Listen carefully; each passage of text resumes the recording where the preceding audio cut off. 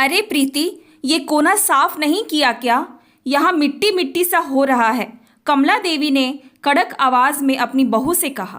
प्रीति ने आटे से सने हाथ लिए हड़बड़ाते हुए बाहर आकर कहा, मैं रोटी बना के साफ करती हूँ। कमला देवी मोबाइल चलाते हुए बोली, किशोरी बुआ की बहू विधि पूरा घर चमका के रखती है, उनका घर शीशे की तरह चमकता है। प्रीति बिना कुछ बोले रोटियां बनाने लगी।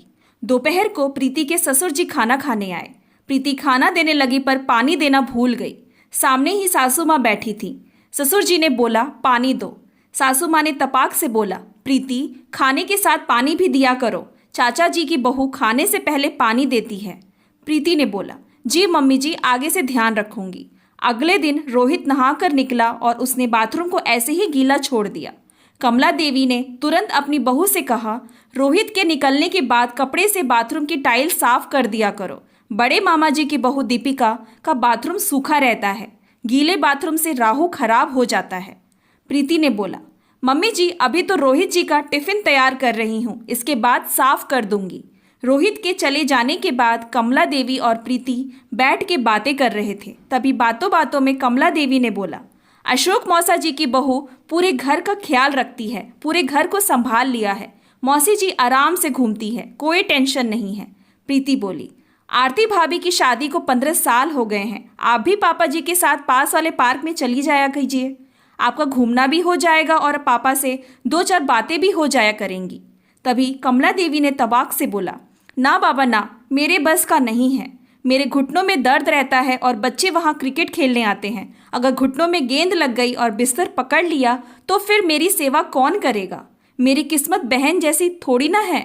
2 दिन बाद प्रीति को अपने सूट सिलवाने के लिए टेलर के पास जाना था। उसने अपनी सासू माँ से टेलर वाले के पास जाने की बात कही। कमला देवी ने तपाक से बोला, अरे सामने वाले की बहू तो खुद अपने हाथ से ब्लाउज और सूट सिलती है, अपने हाथ से कितनी भी डिज़ाइन बना लो और कभी भी बनाकर पहन लो।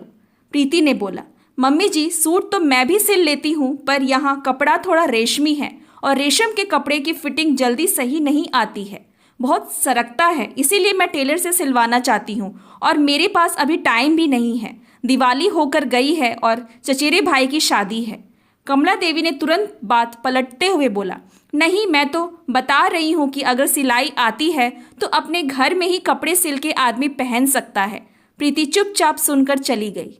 कुछ दिन बाद कमला देवी की सहेली घर पर आई। दोनों सहेलियां आपस में खूब हंस हंस के बात कह रही थी और अपने बचपन की बातें, जवानी की यादें और बुढ़ापे के किस्से सुना रही थी। तभी प्रीति दोनों के लिए नाश्ता लाई और प्रीति वहां पर बैठ गई। कमला देवी की सहेली ने प्रीति से पूछा, शादी को 1 साल हो गया है, घर कैसा लग रहा है? अब तो कमों की जिम्मेदारी कम हो गई होगी। कमला देवी ने बोला, इसे जितना हो सकता है उतना करती है, मेरी तरफ से कोई जिम्मेदारी नहीं है। मैं तो कहती हूँ जितना हो सके उतना करो, वरना छोड़ दो, मैं करने के लिए बैठी हूँ। प्रीति यह सुन अपनी सासू माँ का मुंह ताकती रह गई। कमला देवी की सहेली के जाने के बाद सासू माँ बोली, इसकी दोनों बहुएं बहुत ही लायक हैं, बहुत ही समझदार हैं, पूरे घर की जिम्मेदारी अपने सर पर ले ली है और इसे पूरी जिम्मेदारी से मुक्त कर दिया है। हाथ में बैठे बैठे खाना देती हैं, पानी देती हैं और देखने में भी बहुत सुंदर हैं। सर्वगुण संपन्न घर की हैं, पर घमंड जरा सा भी नहीं है। खाना भी खुद बनाती है, कपड़े भी खुद धोती है और सास ससुर को हाथों हाथ सामान देती है।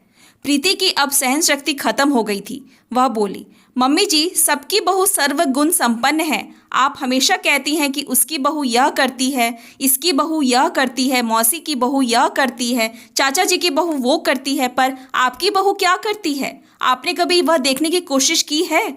सिर्फ आपकी बहू कुछ नहीं करती है, आपको सिर्फ मेरे में कमियां ही नजर आती हैं। मैं आपकी अपनी माँ की तरह सेवा करती हूँ, पर आपने कभी मुझे बेटी के रूप में नहीं देखा।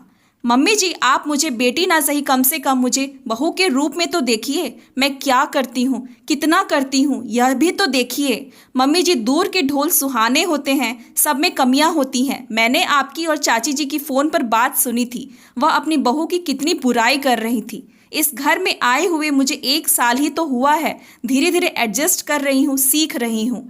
कमला देवी अवाक होकर सब सुन रही थी।